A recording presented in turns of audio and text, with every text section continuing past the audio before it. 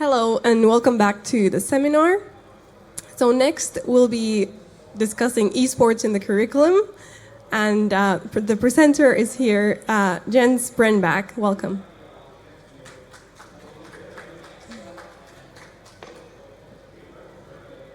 Hello, I'm Jens. Clap a bit harder, so it seems like it's more people than there actually are. Yeah, I can't see how many you are because I get it in the light in my face. Yes, my name is Jens Brännback. I represent Practicum, which is a vocational college in Helsinki. We're the first Finnish school institution to have esports in the curriculum. Of course, this might seem weird that are we playing video games during school hours, which is, I want to make clear in the beginning that we don't play during lectures or anything like that.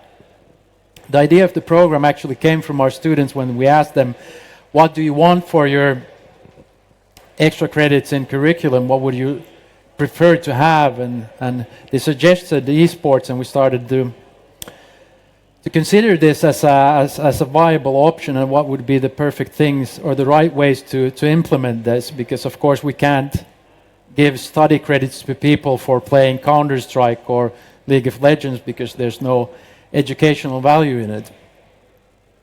So then we started thinking about how it is with values inside esports, what's the health issues, cooperation, and all these things to try and develop a system how we can improve, on one hand, the well-being of the students, which is of course a priority for us as an educational institution.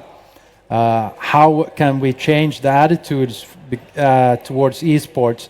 Because one general problem is that people tend to think that gamers, that they only play video games, and it's seen as a negative trait or all over, when it's still research that you can actually develop other skills inside games that can be beneficial in your general life.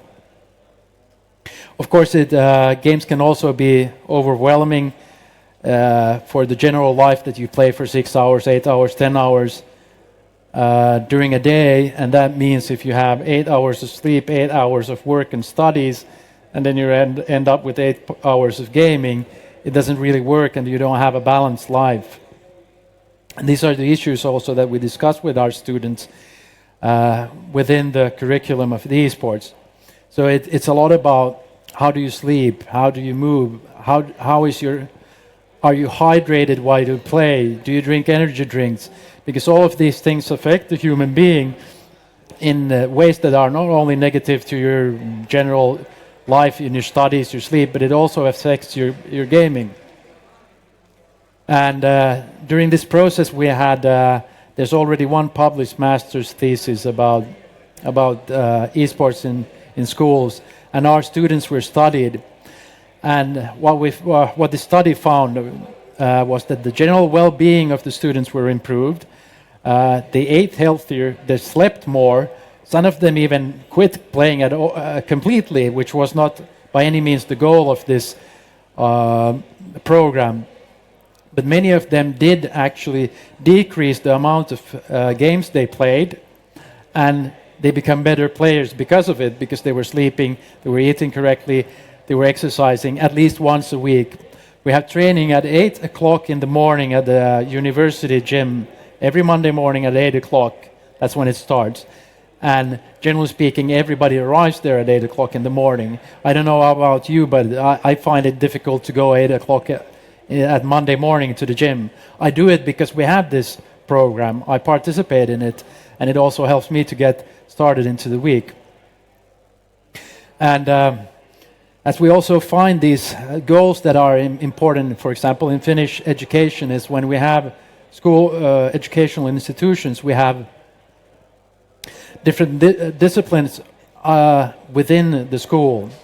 And this means that there are certain groups, there are people who study automation or IT or some game development. And these people tend to stay in their own groups.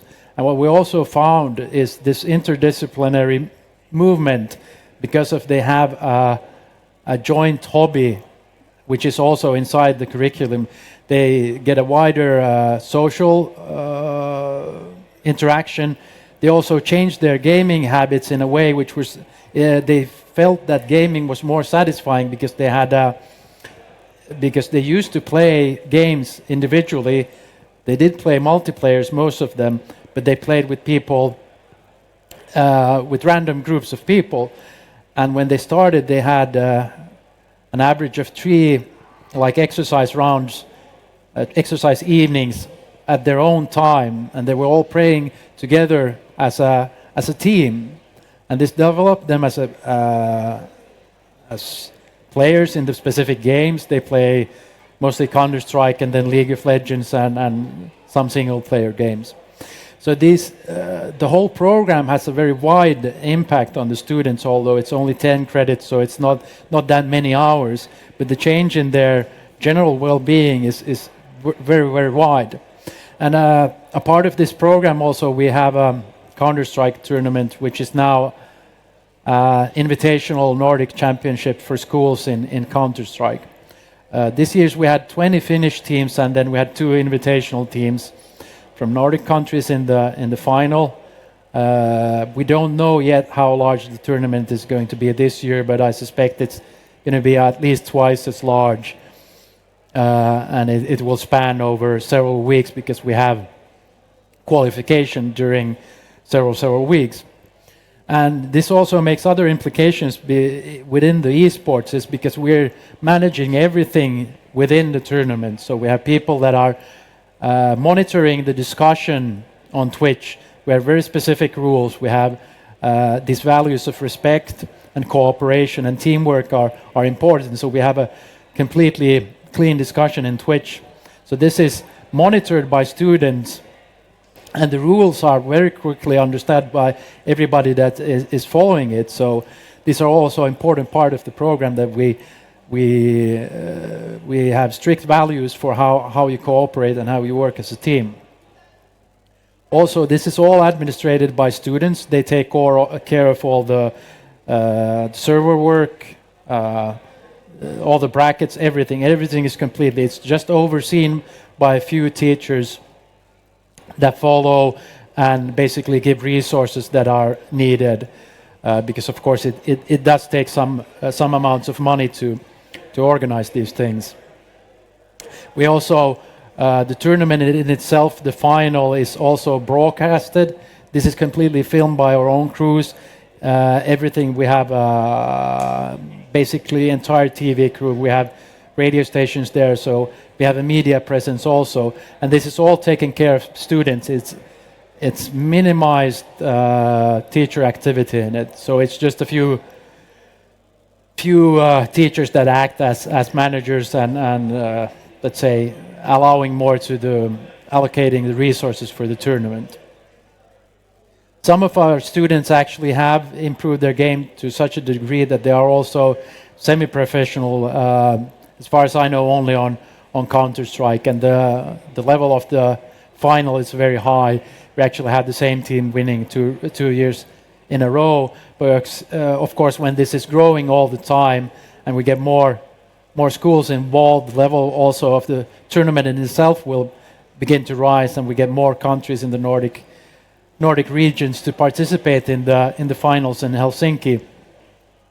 So we don't yet know, as we just finished the second year of having this in the curriculum, so we don't know where the boundaries is of how much this can expand. And the important factor here is also that we've been able to change the attitude within our own institution with people that follow this, family members, parents, and those who look at the gaming as a negative thing. And when they see young people changing their lives in basically a very dramatic way, funnily enough, when we looked at this, young people tended to, from my perspective, to really don't see the immense change there is in their well-being from participating in hello, nice to see you, participating in this program, because the change in we had also Fitbit bracelets that they used for walking, and we used gamification methods to get them to compete against each other in actually just walking. And the surprising amount of the distances people were ready to walk just to have a friendly competition about who walks the longest way in a week or a day or anything. And this is what everything is done in a very, very, very good spirit. And the sense in this whole event, also in the culmination in the tournament, is that everybody's working very hard. It's on the last day, I'd say there's 30 people, because we have a VIP lounge, we have the editing rooms, we have the admins, we have people arranging everything. And this is also because what we all need in life is this sense of participation. And when it becomes from a thing in an educational institution for something that's very important for people, and nowadays it is gaming. It's one of the biggest things. We do have a football team too, and a floorball team, but it's actually more becoming more difficult to get a running team or something collected within an educational institution, because there's just not enough people to collect and have a team. So having this in a good-spirited manner, having these tournaments and so on, and we're constantly developing this together with now it's going to be the University of Helsinki and Turku is going to be involved. We have some other schools that are also arranging tournaments now during the coming school year. So this is expanding very rapidly, and it's noticed in the media also. And to my surprise, a lot of the response first seemed to be on the negative side, but now people are getting used to this, that it is actually a spectator sport. And it does seem funny when we have the tournament and people who traditionally wouldn't look at eSports. I mean, really, I'm not trying to stereotype, but other teachers that have never looked at it and never considered gaming as anything other than a waste of time, they sit there and they can cheer at their students, or even not being their students, and they find value in this coming together in something that would seem to them completely menial. Also about the role we take in general is also that we're not advocating gaming, we're advocating a balanced life. And by advocating a balanced way of life and improving people's gaming, improving their life management, they are improving their studies, they are improving their relationships, they're improving their games. It becomes a more balanced, unified person because of this. And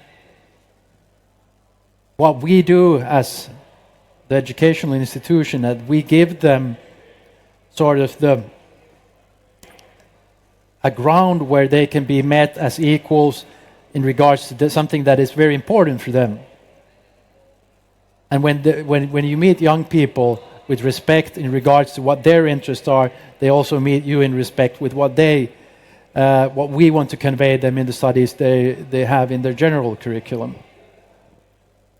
So I don't know currently how large group we are going to have next year. This year we had 30 students and from our school, and I know there's some programs coming up in Finnish schools all around Finland. So this thing is growing very rapidly because we can see the value, and as we find and have academic research as a proof of that this concept actually works and it's helping the students on many levels. It's not about gaming. That's the first question everybody asks us. Are they playing video games? And no, they're not. They haven't played a single minute outside the tournament, of course. Then they play the tournament inside the school. But everything else, the actual gaming is happening outside the school. So we have basically a team of three persons. We have actually a PE teacher who takes care of the gym training and so on. We have nutritionists that come and help and talk. We have We had child and youth psychiatrists who's gamer themselves, had a lecture for our students. So we're looking at it from different angles so they can find the way to become better players, to become better students and everything. And the results from any perspective taken been very, very positive. But so I won't keep on rambling. I suppose I can take questions, right? Yes. So Tia has a microphone, and I can't see anybody. Someone please raise their hand or I'll keep on rambling, you know. Laura, be nice and ask me a question. She's on the phone. I just caught her off guard. Anybody have any questions? Oh, this is Finland. It's so typical. Sorry about this.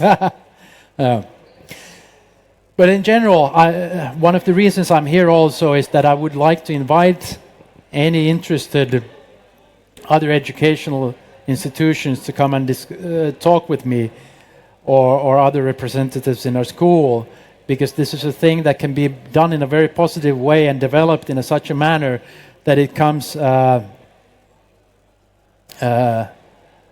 develops in a healthy way, that we can share our experiences to other schools, that they can also take part not only in the tournaments but the positive effects that this program has had on our students. And by no means are these things that are directly connected to a certain video games. It is all about the mentality of that we as the educational institution are present for the student, and we have the patience for them to listen and to observe and see where this thing can go. Because of course, I do play Counter-Strike with some of the students sometimes, and you can guess by my age, my reflexes are no way close to them. But they have patience with me being a poor gamer, and maybe I'll have patience with them in other situations. And if there's any free Counter-Strike tables, I'm happy to play against any one of you too. So, but I think I'm finished. But still, questions.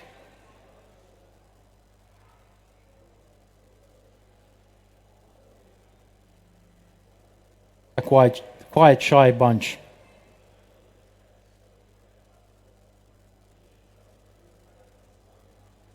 Nobody. Okay, but I thank for my part and hope you enjoy the rest of the assembly. Thank you.